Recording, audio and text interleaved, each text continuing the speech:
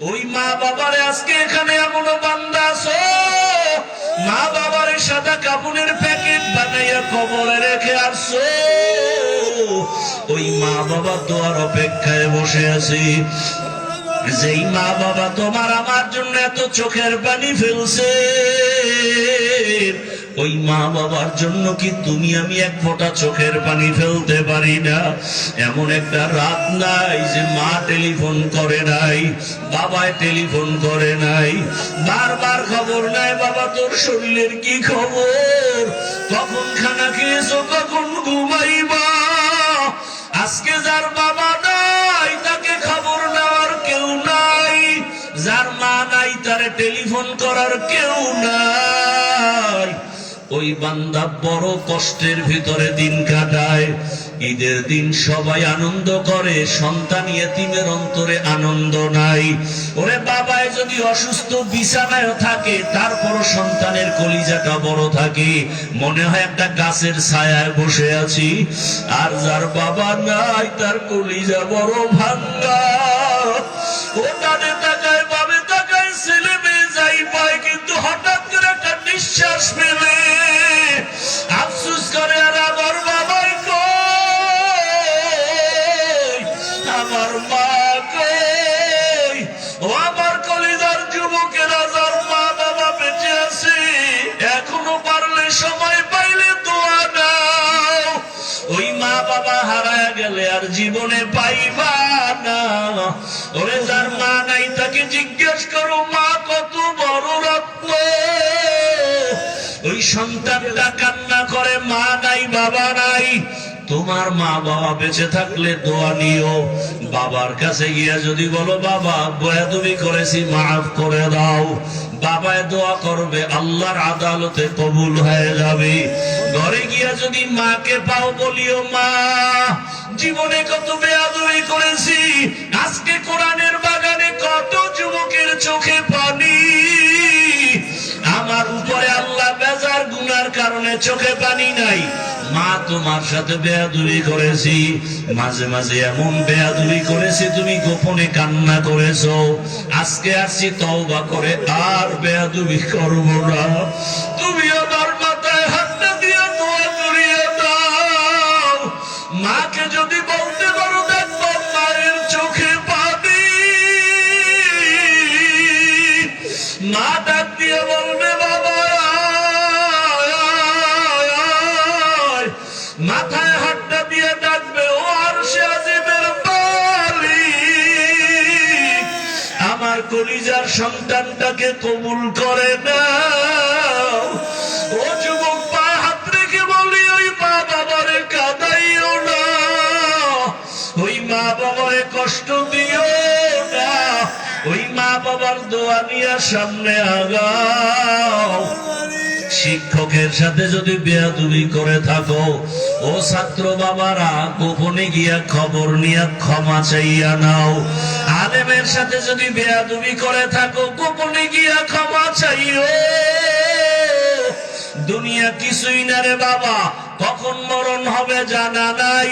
আরে হঠাৎ করে অসুস্থ, হঠাৎ করে বুকে ব্যথা, মানুষ ধর ধর করিয়া দেখবে আর বেঁচে নাই।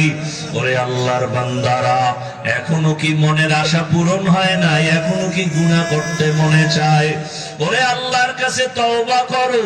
আর কত মোবাইল চালায় গুনাহ করবা, নামাজ ছাড়িয়া গুনাহ করবা, বেপরদায় চলে গুনাহ করবা, অন্তরের কল্পনার গুনাহ কেউ জানে না, আমার আল্লাহ জানেন। আল্লাহর কাছে খাঁটি অন্তরে তওবা করো।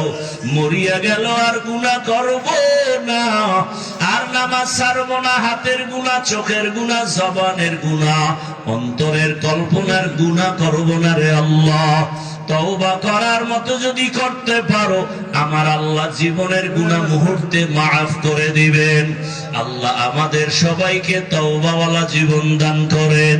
বাদশা যুলকারনাইন গোটা দুনিয়া চালাইছেন, রহমতের নবী মদিনার রাষ্ট্র চালাইছেন। যেই ওমরের নাম বলেছি, অর্ধ দুনিয়ার খলিফা হযরত ওমর, বলার সময় নাই। রাতের বেলা দিনের বেলা বিচার করে ওমর, রাতের বেলা এলাকায় ঘুরে ঘুরে খবর নেয় আমার এলাকার মানুষের কি হালাত। একা একা ওমর, অর্ধ দুনিয়ার বাদশা ওমর একা, কোনো বডিগার্ড নাই। এক বাগান এলাকায় গিয়ে দেখে বাগান, বাগানের ভেতর একটা ছোট ঘর, ভেতরে বাতি জ্বলে, নারীদের কণ্ঠের আওয়াজ। ওমর চুপচাপ গিয়া দাঁড়াইছে, গোপনে কি কয় শুনি। হঠাৎ করে শুনে মা তার কন্যাটাকে দেখে বলে, ও কন্যা, কালকে বাজারে দুধ বিক্রি করতে নিও, পানি বেশি দিয়ে নিও। মেয়ে কি কয়, ওমর যদি টের পায় কল্লা ফালায় দিবে। কে কয়? কে কয়? মেয়ে কয় ওমর যদি টের পায় কল্লা ফেলে দিবে। ওমর কই? ঘরের পাশে দাঁড়ানো। মা কয় ওমর দেখবে না রে মা। মেয়ে ডাক দিয়ে কয়, মা ওমর যদি নাও দেখে, ওমরের আল্লাহ দেখবেন, ওমরের আল্লাহ তো দেখবেন। মা চুপ হয়ে গেছে, ওমর চলে গেছে চুপচাপ। পরের দিন আদালতে বসে লোক পাঠায়, কয় ওই এলাকার মেয়ে আর মাকে ডেকে নিয়ে আসো আমার আদালতে। যখন খবর আসছে মহিলার কান্না শুরু, বোধহয় আমার উপায় নাই। ওমর মানি হলো কথার আগে তরবারি। ভয় ওমরের আদালতে গিয়া ও আল্লাহর বান্দি কান্না করে। ওমর বলে, মা কোনো ভয় নাই, এটা জুলুমের রাষ্ট্র না, এটা ইনসাফের রাষ্ট্র। কোন জুলুম করা হবে না। মা নিশ্চিন্তে আপনি একটু মেহমানদারি করেন, আপনি চুপচাপ থাকেন, কোনো পেরেশানি নাই। পেরেশানি দূর করার পরে ওমর কয়, আপনার কপাল এত ভালো কেন? বলে কেন? বলে আল্লাহ আপনাকে এমন একটা কন্যা দিয়েছেন, যেই কন্যার ভেতরে এই পরিমাণ তাকওয়ার ভান্ডার, আল্লাহর ভয়। আমি বিমোহিত হয়ে গেছি মা। আজকে আদালতে আপনাকে ডাকার একটাই কারণ, আপনি যদি অন্তর থেকে রাজি হন, এমন চাঁদের আলো মেয়েটা আমি ওমরের ছেলের জন্য নিতে চাই। আম্মা জান যদি রাজি হন, আপনার মেয়েটাকে আমার ছেলের বউ বানাতে চাই। খলিফাতুল মুসলিমিন ওমর যেই রাস্তা দিয়ে চলে, শয়তান রাস্তায় চলে না। যুবক মদের বোতল নিয়ে হাঁটে, হঠাৎ তাকায় দেখতেছে ওমর আসতেছে, ভয়ে কাঁপতেছে। আসমানে তাকায় কয়, আল্লাহ জীবনে আর মদ পান করবো না, ওমরের হাত থেকে বাঁচাও। কারণ ওমর দেখলে কথার আগে তরবারি রেডি। কাছাকাছি ওমর আসছে। ওমর এই যুবক বোতলটা দে। দেয় না, ভয় কাঁপে, কাঁপিস নে, দিক দে। যুবক তো দিল খুলে মাওলার কাছে তওবা করছে। ওমর বোতলটা হাতে নেওয়ার পর তাকায় দেখে বোতলে এক ফোঁটা মদ নাই, পুরা বোতলটা সাদা দুধে ভরা।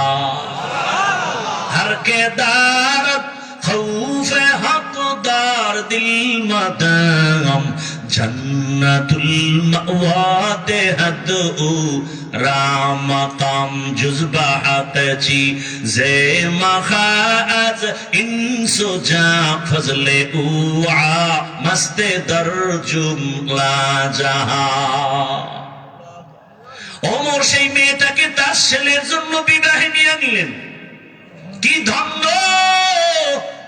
এই মেয়েটার ঔরসে, এই মেয়েটার বংশধারায় কিছুদিন পরে এই মেয়ের বংশে আর একটা সূর্য সন্তান আছে। নাম হলো ইতিহাসের পৃষ্ঠায় স্বর্ণাক্ষরে লেখা ওমর ইবনে আব্দুল আজিজ রহমাতুল্লাহ আলাইহি। ওই মেয়ের বংশে। ভাইরা আমার, তো ইসলাম দিয়েছে শান্তি, আর কেউ দিতে পারে নাই। সেই ইসলাম আজ আমার থেকে বিতাড়িত হয়ে আছে।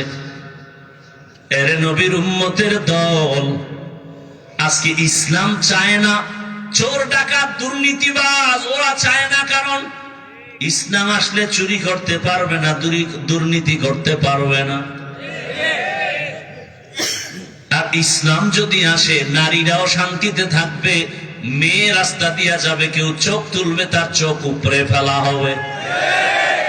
ইসলাম যখন আসবে, হিন্দুরাও শান্তিতে থাকবে, বৌদ্ধরাও শান্তিতে থাকবে, খ্রিস্টানরাও শান্তিতে তাদের ধর্ম পালন করবে। ইসলাম একমাত্র শান্তির ঠিকানা। আমরা বুঝি না, এজন্য উল্টা পাল্টা পথে দৌড়াই। আল্লাহ হেদায়েত দান করেন। এরে নবীর উম্মতের দল, আল্লাহকে আমাকে ভয় করো। এখন এই ভয়টা পাওয়ার জন্য আল্লাহ ওয়ালা যারা সত্যবাদী, এদের বন্ধু হয়ে থাকো। এটাকে আমগো প্রবাদ ভাষায় বলে সৎসঙ্গে সর্ববাস, অসৎ সঙ্গে সর্বনাশ। আপনারা দেখবেন বাসে লেখা ধূমপান নিষেধ, অনেক বাসে লেখা আছে, দেখবেন কি লেখা? ধূমপান বুঝেন তো কি? বিড়ি টানা। ধূমপান নিষেধের পরেও কেউ টানেনি, টানে না? ড্রাইভারও বিড়ি টানে, হেল্পারও টানে, কন্ট্রাক্টরও টানে। আমি বাধা দিলে আমার দিয়ে ধোঁয়া মারে, আর আমার বাবার টাকায় পায়খানা খাই, তোমার কি? আছে না নাই? আচ্ছা বলেন তো, মসজিদে লেখা আছে ধূমপান নিষেধ, কেউ করে কেন? ওখানে ব্যাট নিয়ে কেউ দাঁড়ানো? বলেন তো, বাসে লেখা নিষেধ এরপরও করে, মসজিদে লেখা নাই এরপরও করে না, কারণ কি? পরিবেশের অভাব। কিসের অভাব? পরিবেশ বড় দামি একটা জিনিস। এই যে প্যান্ডেলে আপনারা বসছেন, এখানে কি কোনো সম্মানিত বিড়িখোর নাই? কথা বলেন না কেন? আচ্ছা, এখানে আসার পরে বিড়ি টানছে কেউ? যেই লোকটা মিনিটে টান মারে, একটা বিড়ি টানলো না কেন? এখানে মাইকে ঘোষণা হয়েছে বিড়ি টানলে খবর আছে, হয়েছে? টানে নাই কেন? হ্যাঁ, এমন বিড়ি করে রাখা। ইসলাম আইলাম গো, বিড়ি করে উপায় কি? জগৎ বিখ্যাত একজন আলেম শাহ আতাউল্লাহ বুখারী রাহমাতুল্লাহ আলাইহি বয়ান করেন, জান্নাতের বয়ান। মা তাশতাহি আনফুসুকুম, আল্লাহ এমন শান্তির জান্নাত দিবেন যে জান্নাতে যা চাইবা তা পাইবা, যা চাইবে তাই পাইবে। তো একজনকে হুজুর বিড়ি বামুনি, হুজুর কি জবাব দিবেন? আল্লাহ তো এলেমের ভান্ডার দিয়ে দিছেন আতাউল্লাহ বুখারীকে। দুনিয়াতে সবাই পরাজয় বরণ করতে পারে, যার কাছে কোরআনের সম্পদ আছে আল্লাহ ওদেরকে পরাজিত করবেন না, বিজয় করবে। আমরাও তো জুলাই আগস্টের স্বাধীনে বিজয় হয়েছি না? কথা বলেন না কেন? তারপর ভয় পান আপনারা? হ্যাঁ, একটু ভয় তো লাগে, যদি আবার পাথর দিয়ে মারে। কথা হয় না? যদি আবার মারে। জুলাই স্বাধীনের পরেও কি আন্দোলন চলে না? আবারও আলেমরা রাস্তায় কেন? কয় গান শিখাইতে শিক্ষক পাঠাচ্ছে। কথা বলেন না কেন? শিক্ষক পাঠাচ্ছে। আলেমরা নাইমে গেছে, সব লেজ গুটায় চুপ হয়ে গেছে। বাংলাদেশের এই একটা সুন্দর চরিত্র ভালো যে আলেম ওলামা মাঠে নামলে সে আন্দোলন কামিয়াব। কথা ঠিক? কিন্তু দুঃখ হলো জুলাই স্বাধীনের পরে রক্ত গেল কত তাজা যুবক, এরপরেও কেন আমাদের অন্তরে ভয়? ব্যবসায়ী কেন ভয়, আতঙ্কে? স্বামীর সামনে স্ত্রীকে উলঙ্গ করে ধর্ষণ করা হলো, বাবার সামনে মেয়েকে উলঙ্গ করে ধর্ষণ করা হলো। প্রমাণ হয়ে গেল আশান্বিত স্বাধীনের সেই সফলতা আসে নাই। তাহলে নতুন করে আরেকটা স্বাধীনতা করতে হবে, যেই স্বাধীন হবে চূড়ান্ত সফল স্বাধীন, যেই স্বাধীন হওয়ার পরে নারীরা রাস্তায় চলবে, ইজ্জত নষ্ট হবে না, ব্যবসায়ী ব্যবসা করবে, নিশ্চিন্তায় কোনো পেরেশানি থাকবে না। আর সেই স্বাধীন হওয়ার জন্য প্রস্তুতি গ্রহণ করে সবাই রেডি হও। কল্যাণের সে স্বাধীন হবে একমাত্র ইসলামের স্বাধীন, আর কোন স্বাধীন নয়।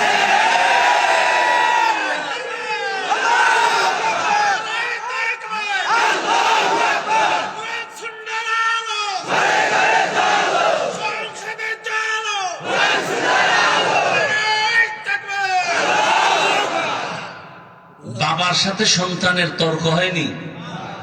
তার ব্যাখ্যা কি যে বাবারে কেউ অপমান করবে সন্তান চুপ থাকবে, এই নিয়ম? আপনার সাথে যদি কেউ সামনে বাবারে গালি দেয় বা অপমান করে, আপনি চুপ থাকবেন? আপনি কি করবেন? কলারটা ধরেই বলবেন, এই বেয়াদব, আমার সাথে বাবার তর্ক হয় ঠিক, কিন্তু বাবার অপমান করবি মেনে নিব না। কথা ঠিক? আপনাদেরকে একটা ওয়াদা করায় যাব শেষ দিকে, সেটা হলো এখানে বহু লোক নামাজ পড়েন না, রোজা রাখেন না, দাড়ি রাখেন না, আছেন না? কিন্তু আল্লাহকে ভালোবাসেন তো, ইসলামকে ভালোবাসেন তো? তাহলে আপনাদের কাছে ওই দাবিটাই, তর্ক বিতর্ক যাই হোক, বাবার অপমান যেহেতু মেনে নেন না, আপনি ইসলাম মানতে পারেন না পারেন সেটা আপনাকে বুঝাবো, কিন্তু একটা ওয়াদা করবেন, আপনার চোখের সামনে আল্লাহ, রসুল, কোরআন, হাদিস, ইসলাম, ওলামায়ে কেরামের অপমান হতে দিবেন না। কেউ যদি আপনার সামনে আলেমদেরকে অপমান করার কথা বলে, কেউ যদি আল্লাহ নিয়ে, রসুল নিয়ে, কোরআন, হাদিস, ইসলাম নিয়ে কোনো উল্টা কথা বলে, জাগাত কলারটা ধরে বলবেন, ওই রাধুনির বাচ্চা। কি বলবেন? রাধুনির বাচ্চা। শুনতে গালি, আসলে গালি না। আপনার মাও রাধুনি, আমার মাও রাধুনি। কথা বলেন না কেন? সবার মাই কি রান্না করে, আমরা তারই সন্তান। শুনতে মনে হয় গালি, আসলে কি গালি? কলারটা ধরে বলবেন, এই রাধুনির বাচ্চা। আমি দাড়ি রাখতে পারি না, আমার দুর্বলতা। আমি পর্দা করতে পারি না, আমার দুর্বলতা। আমি নামাজ পড়তে পারি না, আমার দুর্বলতা। কিন্তু আমার আল্লাহকে আমি ভালোবাসি, ইসলামকে ভালোবাসি। আলেম ওলামা ইসলাম নিয়ে যদি কোনো খাটো করার অসম্মানজনক কথা বলো, চামড়াটা তুলে ফেলা হবে। এক বেয়াদবকে ধরবেন, গোটা বাংলাদেশ সোজা হয়ে যাবে। পারবেন না? পারেন না তো। স্টেজে আলেমরে বয়ানে বাধা দেয়, আপনারা বসে বসে মোয়া খান আর মজা নেন। দাঁড়ায় বলতেন, আলেমকে অপমান করলি কেন? এখানে ক্ষমা চাবি, বিচার হবে, তারপরে ছুটি। এক বেদ্যকে সোজা করতেন, গোটা দেশ সোজা হয়ে যেত। আমি কথাগুলো বলছি কোন দলের পক্ষে, বিপক্ষে? শুরুতে মনে আছে কি বলছিলাম? আমার সব কথার মূল ইসলাম। আমি ইসলামের পক্ষের মানুষ। আমার কোরআনে যদি রাষ্ট্রের কথা থাকে আমি বলবই। কি? আর আমি তো বলছি সব নীতির কথা আছে, রাষ্ট্রনীতির কথা নাই। এই দুর্বল কোরআন আমি মানি না। আল্লাহ হেদায়েত দান করুন। রাগ করতেছেন? এই কথাগুলো যদি আগামী শুক্রবার আমতলীর এলাকার কোন মসজিদে ইমাম সাহেব বলে যে হাফিজ সাহেবের মতো একটা পিক আপ লই, কি হবে? কমিটি বলবে 1 মাসের ছুটি। কি বিষয়? কি বলে? শিয়ালের হাতে মুরগি আমানত। শিয়ালের হাতে মুরগি দিলে কয়দিন পরে পাবেন? একদিন পাওয়া যাবে? শিয়ালের হাতে মুরগি দিলে যা হয়, সুদখোর, ঘুষখোর, চরিত্রহীন, ধর্ষক, খুনির হাতে মাদ্রাসা, মসজিদ আর ধর্মের চাবি দিলে তো তাই হবে। আপনি জানেন লোকটা চোর, এর কাছে আপনি টাকা আমানত রাখা উচিত? রাখলে তো চোরের বিচার হবে না, আপনার বিচার হওয়া উচিত। কি বিচারটা চোরের হবে না আপনার? আল্লাহ হেদায়েত দান করুন। আমার লঙ্গির ভিতরে লাগছে গোবর। গোবর চিনেন তো? ইন্ডিয়া থেকে আসে বছরে 2 বার। হ্যাঁ, আচ্ছা, লঙ্গিতে গোবর লাগলে পাক না নাপাক? বলেন। এখন এই নাপাক দূর করতে কি লাগবে? পানি। কি লাগবে? পানি।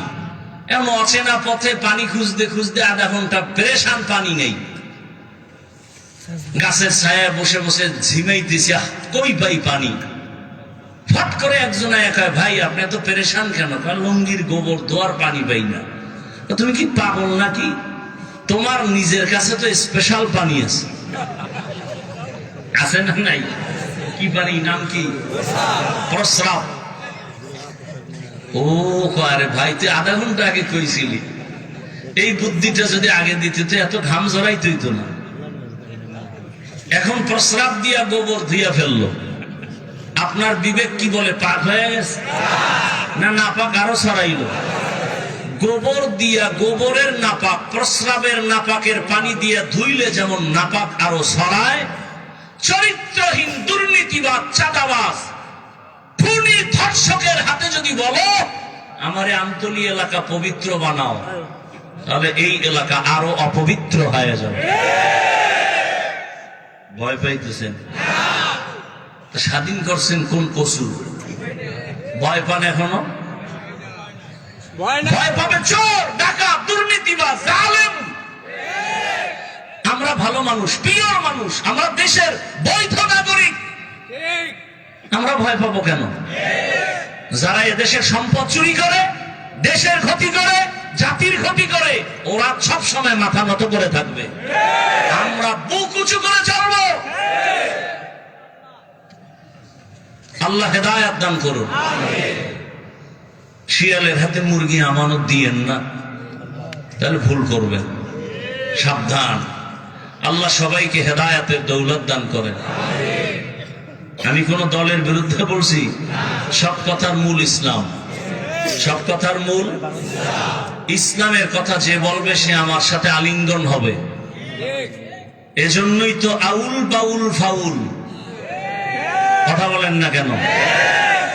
বাউল অর্থ কি? বাউল শব্দের শাব্দিক অর্থ উন্মাদ, পাগল। বাউল শব্দের শাব্দিক অর্থ কি? পাগল। ওরা বাউল নাম রাখলো বোধহয় স্বপ্নে পাইছিল। বাউল শব্দের অর্থই হলো পাগল, উন্মাদ। ওদের পথে ওরা যখনই আল্লাহর উপর, ইসলামের উপর আঘাত করছে আর রক্ষা নাই। আছে? একটা মূলনীতি মনে রাখবেন, আপনি নামাজ পড়েন না, আপনার সাথে কোনো ঝগড়া নাই, কারণ আপনি মুমিন। যদি বলেন আমি নামাজ পছন্দ করি না, আর রক্ষা নেই। ব্যবধান আছে না নাই? কেউ যদি বলে আমি পর্দা করি না, তার সাথে ঝগড়া নাই, তাকে বুঝাবো, মনে আগ্রহ আছে। কিন্তু যদি বলেন পর্দা পছন্দ করি না, তাহলে আর রক্ষা নেই। কারণ যে পর্দা করে না সে মুমিন, যে পর্দা পছন্দ করে না সে বেঈমান। যে নামাজ পড়ে না সে মুমিন, পড়বে, কিন্তু যে নামাজ পছন্দ করে না সে বেঈমান। আপনি ইসলামের রাজনীতি করেন না, কোনো ঝগড়া নেই, বুঝাবো। কিন্তু যদি বলেন আমি পছন্দ করি না, তা আপনার সাথে কোনো আপোষ নেই। ব্যবধানটা বুঝছেন তো? আমি কিন্তু আপনাকে বলি না করতেই হবে, সোজা কথা। আপনি ইসলামের রাজনীতি করেন না, কোনো দ্বন্দ্ব নাই। আপনি আওয়ামী লীগ করেন, বিএনপি করেন, সেটা আল্লাহর সাথে আপনি বুঝবেন। আমি পারি বুঝাইতে। যদি বলেন আমি পছন্দ করি না, তাহলে ইমানের দাবিতে আর আপোষ করা যাবে না, তখন আর আপনার ইমান নাই। আল্লাহ বুঝার তৌফিক দান করেন। বুঝ, সব কথার মূল কথা কি? বুঝ, বুঝ। ইয়া আইয়ুহাল্লাযীনা আমানুত্তাকুল্লাহ ওয়া কুনু মা'আস সাদিকিন। ভালোর সাথে সম্পর্ক রাখলে ভালো, সৎসঙ্গে সর্ববাস, অসৎসঙ্গে সর্বনাশ। দুনিয়াতে এক বেঈমানের নাম আপনারা জানেন, ফিরআউন। জানেননি? জানা থাকলে বলেন তার স্ত্রীর নাম কি? আসিয়া। এত বড় বেঈমানের ঘরে থাইকে আল্লাহকে আপন বানায় নিলেন। রহমতের নবী বলেন কিয়ামতের দিন জান্নাতে আমার সাথে আসিয়ার বিবাহ হয়ে যাবে। আরো আস্তে করে বলেন। আমি খুব সংক্ষেপেই গুছায় নিয়ে আসতেছি, মাত্র 5 থেকে 10 মিনিটে মোনাজাত হয়ে যাবে। একটু ধৈর্য হবে, নাহলে এখনই দিয়ে দেই না। ঘটনাটা শেষ করি। রহমতের নবী বলেন কিয়ামতের দিন কঠিন মুসিবতের সময় জান্নাতের 8টা দরওয়াজা খোলা হবে, আর দরওয়াজা দিয়ে 8 জন ফেরেশতা 4টা মহিলাকে বারবার ডাকবে, তোমাদের কোনো হিসাব নাই, মেহমান খানা রেডি, তাড়াতাড়ি মেহমান খানায় আসেন, সূর্যের গরম লাগবে না। কয়জন নারী? এর মধ্যে একজন নারী হবেন ফেরাউনের স্ত্রী আসিয়া। এত বড় বেঈমানের ঘরে থেকে ও আসিয়া এত দামি হয়েছে। ও পর্দার আড়ালের আম্মা জান, এত বড় বেঈমান ফেরাউন হঠাৎ একদিন দেখেন গোপনে তাকাইয়া আসিয়ার জবানে আল্লাহর নাম উচ্চারিত হচ্ছে। ফেরাউন ডাক দিয়ে, আসিয়া জবানে কার নাম নিয়েছ? আসিয়া বলে, আর গোপন রেখে লাভ কি, যখন প্রকাশ হয়ে গেছি আর গোপন রাখবো না। আসিয়া ডাক দিয়ে কয়, ফেরাউন আমি যেই রবের মানি সেই রবের নাম নিয়েছি। ফেরাউন বলে, মিশরের রব তো আমি, খোদা আমি। বলে, মিশরের মানুষ তোমাকে খোদা মানতে পারে, আমি তোমাকে রব মানি না। বলে, তুমি কারে রব মানো? কয়, তোমারে যিনি বানাইছে তিনি আমার রব। ফেরাউন বলে, খবরদার, আমাকে যদি তুমি খোদা না বলো তাহলে মিশরে খোদা দাবি করার কোনো যৌক্তিকতা নাই। বলে, আমার জীবন যাবে, আমি তোমাকে খোদা বলে ডাকবো না। ফেরাউন বুঝাইতেছে, হামান রে দিয়া বুঝায়, এক পর্যায়ে বুঝাইয়াও পারে না। আসিয়া যদিও মহিলা নরম, ইমানের পাওয়ার বড় গরম, জীবন যাবে, ইমান ছাড়বে না। ফেরাউন এবার বাঁকা হয়ে গেল। এই হামান, আসিয়া যেহেতু আমাকে মানে না, এখন আর দেরি করা যাবে না। ওর ঘুমের বিছানা আলাদা করো, ওকে বদ্ধরুমে ঢুকাও, খানা বন্ধ করো, বাতি বন্ধ করো, রিমান্ডের শাস্তি দাও। আসিয়া এত বড় দামি ক্ষমতাওয়ালা টাকাওয়ালার ঘরে আছে, কিন্তু এখন টাকাও নাই, রুমের মধ্যে আটকানো, খানারও খবর নাই, পানিও দেয় না। আরে আসিয়া কি রহমতের নবী, যেই নবীর কোনো গুনাহ নাই, যেই নবীর জন্য আমার আল্লাহ আসে, ওই রহমতের নবীকে কওমের লোকেরা, দুশমনেরা একদিন আর দুদিন না 3 বছর পর্যন্ত শিয়াবে আবু তালিবের মধ্যে আবদ্ধ করে রাখছি। পানি দেয় না, খানা দেয় না। মায়ার নবী গাছের পাতা ছিঁড়ে ছিঁড়ে চাবায়া চাবায়া খায় আর পেটের ক্ষুধা নিবারণ করে। এত কষ্ট নবী আমার করেছে, 3টা বছর পর্যন্ত এই কষ্ট। আসিয়ার খানা দেয় না। শেষ পর্যায়ে ফেরাউন বলে, আসিয়া তুমি এবার আমাকে রব বলে স্বীকার করো। আসিয়া বলে, মরে যাব, আমি গায়রুল্লাহকে কখনো আমি রব বলবো না, গায়রুল্লাহর কাছে মাথা নত করব না। ফেরাউন সর্বশেষ সিদ্ধান্ত নিল, আসিয়া তোমাকে ফাঁসি দেওয়া হবে, শুলিবিদ্ধ করা হবে। আসিয়া বলে, ফাঁসি দাও, কোনো দুঃখ নাই। এক পর্যায়ে ফেরাউন যখন দেখলো আর পারাই যায় না, তারিখ পর্যন্ত ঘোষণা দিয়া দিল, মিশরের হাজার হাজার মানুষ ময়দানে হাজির। খোদা ফেরাউনের স্ত্রী আসিয়ার বিচার হবে, ফাঁসি হবে, শুলিবিদ্ধ করা হবে, সবাই দেখার জন্য আসছে। এক পর্যায়ে বিদায় বেলা আসিয়ার হাতে পায়ে রশি লাগাইয়া যখন ফাঁসির মঞ্চে নেয়, আসিয়া কান্না করে আর মালিকের বলে, মালিক যতই কষ্ট দেখ সহ্য করার ধৈর্য দাও, আমি যেন তোমাকে ভুলিয়া না যাই। হঠাৎ আসিয়া কাঁদে আর দেখে রাস্তা দিয়া জমানার নবী মূসা হেঁটে হেঁটে যাচ্ছেন। মূসা নবীর ডাক দিয়ে কয়, নবী মূসা, আজ আমার খবর আপনি জানেন? মূসা নবী বলে, আসিয়া জানি, আজ তোমাকে শুলিবিদ্ধ করা হবে, আজ তোমাকে ফাঁসি দেওয়া হবে। আসিয়া বলে, নবী মূসা, বিদায় বেলা আপনার দোয়া চাই, আর কিছুই চাই না। তবে আর একটা কথা জানতে চাই, আপনি তো মাওলার সাথে কথা বলার জন্য তুর পাহাড়ে যান, একটু বলবেন এই মুহূর্তে আমার ফাঁসি হবে, আমার রব, আমার আল্লাহ আমার উপরে রাজি নাকি বেজার? মূসা নবী ডাক দিয়ে কয়, আসিয়া তোমার উপরে আমার মাওলা খুশি।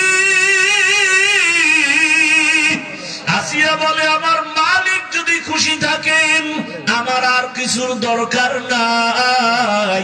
মান কানা লিল্লাহ কানাল্লাহু লাহ, যে আমার আল্লাহর হয়ে যাবে গোটা দুনিয়া তার গোলাম হয়ে যাবে। আসিয়া কান্না করে মুসা নবী দোয়া করে। মুসা নবী এই কথা বলা মাত্র আসিয়া আর দেরি না করে আসমানের দিকে দুটো হাত উঠাইয়া একটা দোয়া করা শুরু করলো। আল্লাহর কোরআন বলে ক্বালাত রাব্বি ইবনি লি ইনদাকা বাইতান ফিল জান্নাহ। আসিয়া চিৎকার মেরে কয়, হে মালিক, এত বড় বেঈমানের ঘরে থাকিয়া, এত বড় টাকাওয়ালার ঘরে থাকিয়া আমার খানাও পাই নাই, বিছানাও পাই নাই। তোমাকে পাওয়ার আশায় আমার খানা বন্ধ, ঘুম বন্ধ, বিছানা বন্ধ। বিদায় বেলা তোমার কাছে একটা দাবি, আমি আসিয়ার জন্য তোমার পাশে জান্নাতে আমার জন্য একটা ঘর বানাইয়া দাও, যেই ঘরে আমি জীবন যাপন করব। ও আল্লাহ, আমার বিদায় বেলা দাবি তোমার পাশে জান্নাতে একটা ঘর বানায় দাও। আসিয়া মোনাজাত দিয়া ফাঁসির মঞ্চের দিকে আগায়। হঠাৎ করে আবার তাকাইলো, তাকাইয়া আসিয়ার কান্না বন্ধ। এবার আসিয়া মুস্কি হাসি দিয়েছে। ফেরাউন বলে, আসিয়া বিপদের সময় কান্না বন্ধ করে আবার হাসি দিলা কেন? আসিয়া কয়, রে ফেরাউন, তুই জানো না তোর সে চক্ষু নাই? আল্লাহ তাআলা আমার অন্তর চক্ষু খুলে দিয়েছেন। আমি এই মাত্র যে মালিকের কাছে চাইছি জান্নাতে ঘর, ওই ঘরের ছবি তাকাইয়া তাকাইয়া দেখতেছি ওই জান্নাতের ঘর দেখা যায়। লক্ষ লক্ষ ফেরেশতা আসমানে দেখতেছি। আমার রূহটা জান্নাতে নিবে মালিকের মোলাকাতের জন্য। আমার এখন দুনিয়া ভালো লাগে না, এখন আমার ঘুম ভালো লাগে না। আমি আমার ওই মাওলার পাগল। আমাকে তাড়াতাড়ি ফাঁসি দাও। মরণের পর্দাটা ভেদ করতে পারলে আমার আসল মালিকের আমি পেয়ে যাব। আমার রূহ জান্নাতে যাবে, আমার মালিকের সাথে মোলাকাত হবে। ও আল্লাহর বান্দারা, মাওলার আশিক হতে পারলা না, পাগল তো আসলে ঠিকই হইলা। টাকার পাগল, বাড়ির পাগল, ক্ষমতার পাগল। ওরে এই পাগলটা যদি আমার মালিকের পেছনে হইতা, ওরে তোমার দুনিয়ার সব পাওয়ার পরও কেমন যেন একটা অন্তরে আফসোস। আমি টাকা পাইলাম, বাড়ি গাড়ি সব পাইলাম, কিন্তু যে আমারে বাড়ির মালিক বানাইলেন, গাড়ির মালিক বানাইলেন, ক্ষমতার মালিক বানাইলেন, সম্মানের চেয়ারে বসাইলেন, ওই মালিকরে তো এখনো পর্যন্ত পাইলাম না। ওই মাওলার মোহাব্বত অন্তরে জমা যদি করতে হয়, এই দুনিয়ায় আল্লাহর প্রিয় বান্দা যারা 24টা ঘন্টা আমার মাওলার মোহাব্বতের বন্ধনে থাকে, এদের সাথে সম্পর্ক রাখো। ও পর্দার আড়ালের মা বোনেরা, এত বড় বেঈমানের ঘরে থাকিয়া আসিয়ার মতো বান্দি যদি আমার আল্লাহর আশিকা হয়ে যায়, আপনার স্বামী তো ফেরাউনের মতো খারাপ না, আপনি কেন পারেন না রে মা? আপনার মতো কত মা পর্দা করে নামাজ পড়ে স্বামীর মাল হেফাজত করে, আপনি কেন পারবেন না? ও এলাকার যুবক বাবারা, তুমি স্কুলে পড়ো, কলেজে পড়ো, চাকরি করো, ব্যবসা করো, ওই আমার মাওলার মোহাব্বত থেকে কেন দূরে? তোমার মতো জেনারেল লাইনের বাংলা পড়ুয়া কত সন্তানেরা স্কুলে পড়ে, কলেজে পড়ে, doctor, professor, engineer, OC, DC SP, 5 ওয়াক্ত নামাজ পড়ে, চাকরিও করে, ব্যবসা করে, রাস্তায় গাড়ি চালায়, নামাজ ছাড়ে না। তুমি কেন পারো না রে বাবা? এখনো সময় আছে, তওবা করে নাও, আল্লাহর কাছে তওবা করো। জীবনে তো মনের আশা পূরণ করিয়া, মনের আশা পুরো এত গুনাহ কম করো নাই। মনে চাইছে দাড়ি রাখবা না রাখো নাই, মনে চাইছে পর্দা করবা না করো নাই, মনে আশা আসছে পার্কে যাবা দৌড়ায় গেছো, মনে আশা আসছে তুমি সারা রাত মোবাইলে গুনাহ করবা করেছো। এরে আল্লাহর বান্দারা, দুনিয়ার কেউ জানে না তুমি আমি কত বড় গুনাহগার। যদি জানতো কেউ, তোমাকে আমাকে মোহাব্বতের নজরে দেখতো না। আমার আল্লাহ বলে, বান্দা, তুই রাতের বেলা হাতের দ্বারা কত গুনাহ করেছো, চোখের দ্বারা গুনাহ করেছো, কেউ না দেখলো আমি আল্লাহ দেখেছি। আমি আল্লাহ দেখার পরে তোর উপরে রাগ করি নাই। আমি আল্লাহ ডাকতে থাকি বারবার, আয় বান্দা তওবা কর। কোন দিকে যাও? আমার দরজা ছাড়িয়া যেদিকেই যাবি সেদিকেই জাহান্নাম ছাড়া কিছু নাই। আমি আল্লাহ রহমতের দরজা খুলে রাখলাম।